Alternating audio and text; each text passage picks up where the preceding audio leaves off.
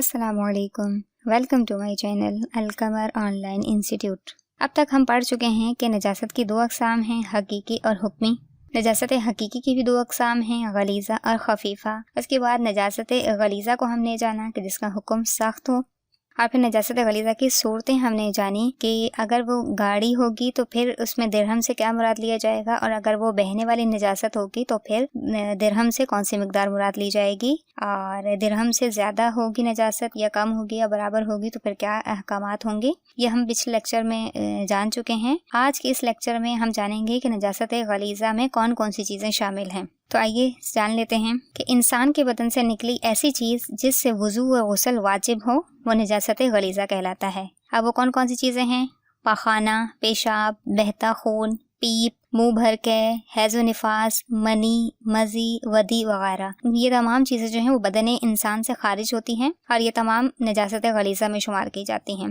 اچھا، اس میں جو ہے حیض و نفاس، منی، مزی اور ودی، ان کو ہم نیکسٹ لیکچرز میں جا کر ڈیٹیل سے سمجھیں گے کہ ان سے کیا مراد ہے اور ان کے احکامات کیا کیا ہیں۔ اس کے بعد ہے دختی آنکھ سے جو پانی نکلے۔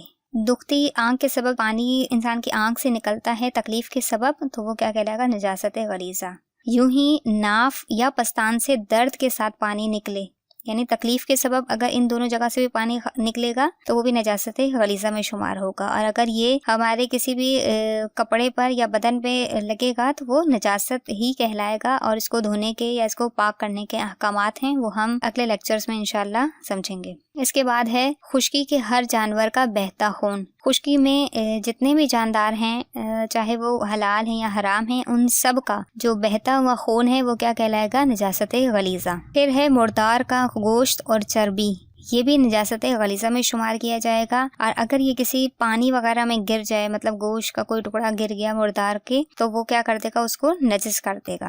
یوں ہی حرام چوپائے کا پخانہ اور پیشاب، جیسے کتا، شیر، لومڑی، بلی، چوہا، گدھا، ہاتھی، یہ تمام کیا ہیں؟ حرام چوپائے ہیں، ان کا پخانہ ہو یا پیشاب یہ کیا کہلائیں گے؟ نجاست غلیظہ۔ اس کے بعد ہے گھوڑے کی لید یعنی اس کا پخانہ، اور ہر حلال چوپائے کا پخانہ، جیسے گائے اور بھینس یہ حلال جانور ہیں تو ان کا گوبر، بکری اور اونٹ یہ بھی حلال جانور ہیں تو ان کی مینگنی، اور جو پرندہ اونچا نہ اڑے اس کی بیٹ، جیسے کہ مرغی اور بطخ، کہ یہ پرندہ شمار کیے جاتے ہیں لیکن یہ اونچا نہیں اڑتے تو اس لیے ان کی بیٹ کیا کہلائے گی؟ نجاست غلیظہ۔ اس کے بعد ہر قسم کی شراب، چاہے وہ کسی بھی چیز سے بنائی گئی ہو شراب، ہاتھی کی سونڈ کی رطوبت یعنی لکوڈ جو ہوتا ہے نا ہاتھی کی سونڈ کا، تو وہ بھی نجاست غلیظہ میں شمار کیا جائے گا، اور اگر وہ کسی بدن یا کپڑے کو ٹچ ہو جائے گا تو وہ نجس کر دے گا اسے۔ اس کے بعد پھر آتا ہے سب سے آخر میں شیر، کتے، چیتے اور دوسرے درندے چوپایوں کا لعاب، تھوک جس کو کہتے ہیں، تو یہ بھی نجاست غلیظہ میں شمار ہوگا۔ یہ تو تھی وہ چیزیں جو نجاست